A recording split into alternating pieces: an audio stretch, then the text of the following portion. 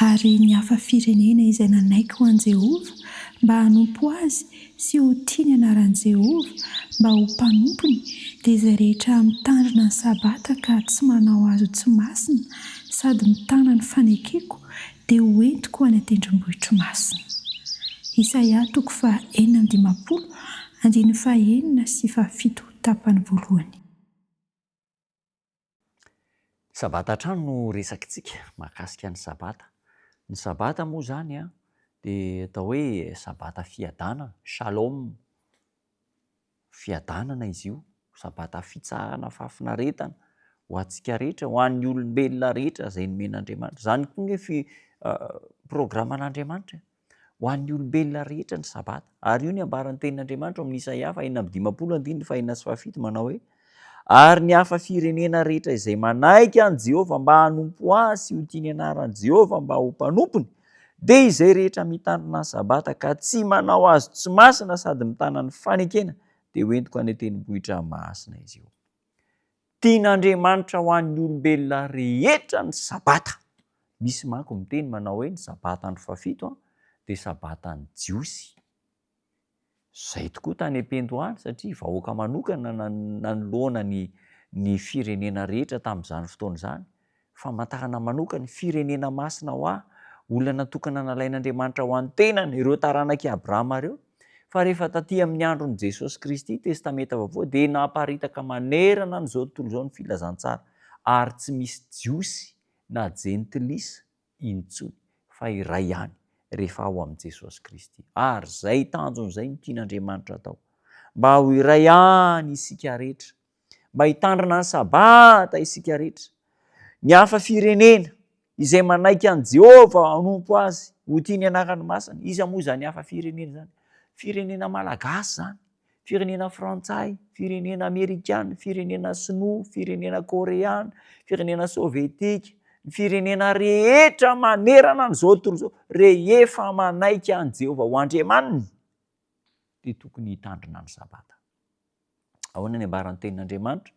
Teny 12:10. Ary zao ny farany teny: Andriamanitra no atahory ny didy ny tandremo, fa izany tokony ataon'ny olona rehetra. Raha mbola olona rehetra dia tokony mitandrina ny didin'Andriamanitra. Isaia 8:1.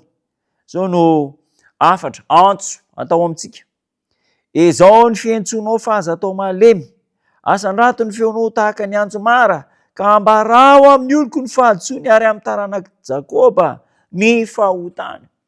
Izao ny antso, izao afatra iarahantsika miaraka midinika izao zany dia antso atao amin'izao tontolo izao, mba hahatonga antsika hiverina amin'ny fahatahorana an'Andriamanitra, ahatsapa ny fahatsontsika sy ny fahotantsika ka hiverina amin'Andriamanitra. Inona moa ilay fahotana sy ny fahatsontsika?